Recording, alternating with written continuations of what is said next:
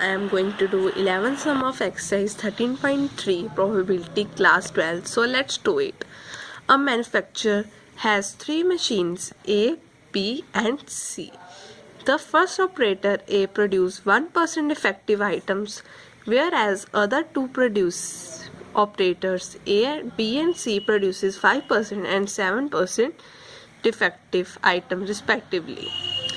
ठीक है, उन्होंने आगे क्या बोला है, A is on the job for 50% of the time and B is on the job for 30% of the time and C is on the job for 20% of the time. उन्होंने बोला है A, B, C है, वो कितने percent defective items produce करते हैं, 1% कितना हुआ 0.01 और B का कितना हुआ 5%, ये कितना हुआ 0.05 और 7% कितना हुआ 0.07. डिफेक्टिव आइटम्स वो तब भी प्रोड्यूस करेंगे ना जब वो मैन्युफैक्चर करेंगे. तो हम पहले E1 इवेंट को ले लेते हैं. आइटम मैन्युफैक्चर्ड बाय A और E2 इवेंट ले लेते हैं. आइटम मैन्युफैक्चर्ड बाय B और E3 इवेंट ले लेते हैं आइटम मैन्युफैक्चर्ड बाय C. अब आइटम मैन्युफैक्चर्ड बाय A कौन सा होगा, देखो A is on the job for 50% of the time, वो 50% अपना टाइम मशीन्स को देता है. तो ये क्या होगा, आइटम मैन्युफैक्चर्ड बाय A होगी.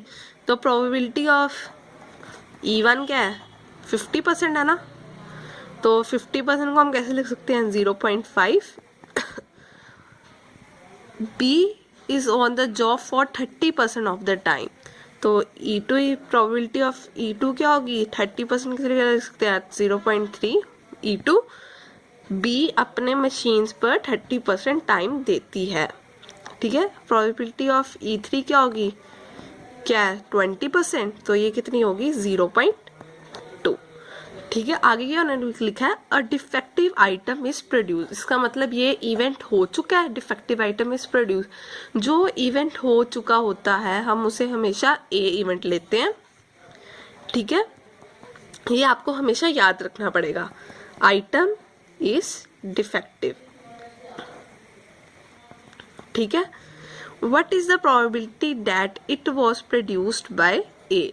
उन्होंने बोला है हाँ उस जो उन्होंने मैन्युफैक्चर किया था उसमें डिफेक्टिव आइटम प्रोड्यूस हुई है.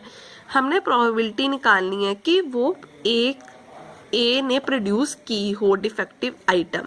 तो देखते हैं कि डिफेक्टिव आइटम प्रोड्यूस हुई है और वो किसने प्रोड्यूस की है, ए ने. तो ए वाली हमारे पास कौन सा इवेंट है E1 और वो डिफेक्टिव है. जो इवेंट हो चुका होता है ना हम उसे हमेशा बाय में लेते हैं. आपको कंफ्यूजन ना हो इसलिए बता रही हूँ, क्योंकि ऊपर उन्होंने लिखा था ना डिफेक्टिव आइटम इज प्रोड्यूस, तो इसका मतलब ये हो चुका है. तो जो हो चुका इवेंट होता है उसे हम हमेशा किस में रहते हैं, बाय में. जो सा मर्जी क्वेश्चन ले लो उसमें हमेशा ऐसे ही होगा. तो हमें चाहिए है कि वो आइटम प्रोड्यूस ए से हो और वो डिफेक्टिव भी हो.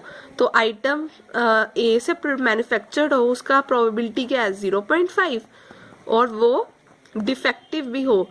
डिफेक्टिव वाला ए का क्या है 0.01. अब हम नीचे सारे डिफेक्टिव केस लिख लेंगे जहाँ ए ने प्रोड्यूस किया होगा और वो डिफेक्टिव होगा, जहाँ बी ने मैन्युफैक्चर किया होगा प्लस और बी ने डिफेक्टिव होगा 0.05, जहाँ सी ने प्रोड्यूस किया होगा और वो डिफेक्टिव होगा 0.07.